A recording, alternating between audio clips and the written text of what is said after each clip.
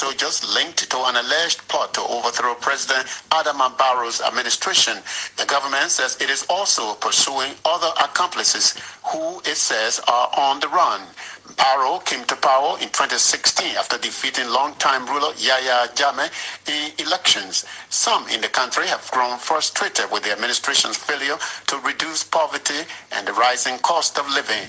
Meanwhile, former President Jammeh this week told his supporters from exile that he will return to the Gambia very soon to rule the country again.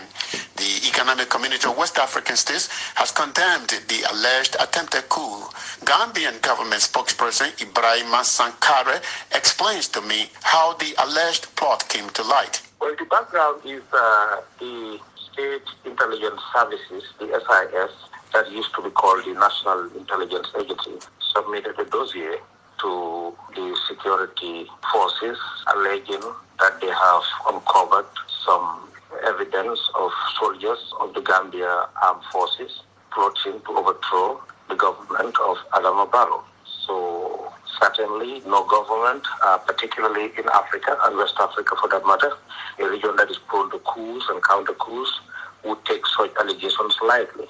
They acted on it, and yesterday, Tuesday, until in the early hours of Wednesday morning, the Army High Command conducted a very thorough investigation, and subsequently 4 of the alleged plotters were apprehended, who are now helping the military police command in their investigations. Meanwhile, the command continues to pursue 3 more alleged accomplices in this ongoing situation.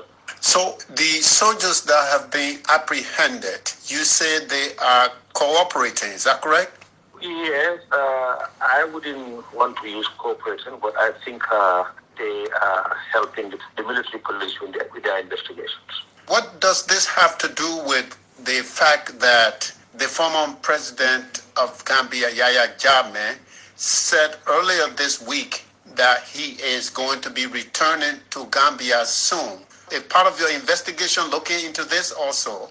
Yeah, when government launches investigations, they have to be very thorough and very lucid, so that at the end of the day, nobody will be found wanting. The former president, Jammeh, made serious threats of his purported plans to return to the Gambia by hook or by miracles. So obviously, this has not played into the thinking of the government or the arrest or apprehension of these officers. However, it is still important to bear in mind that President Jammeh, that is, came to power through the barrel of the gun.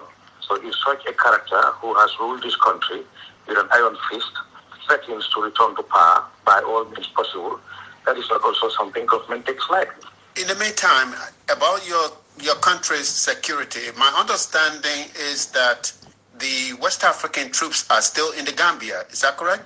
They are in the Gambia, and the economic forces belonging to the Community of West African States, yes, their mandate actually has been renewed for another year. As you know, they continue to play a pivotal role in the Gambia's security apparatus. Were it not for them, it was going to be very difficult for President Adama Barrow to actually sit as president, because when Jammeh lost to Barrow, he actually refused.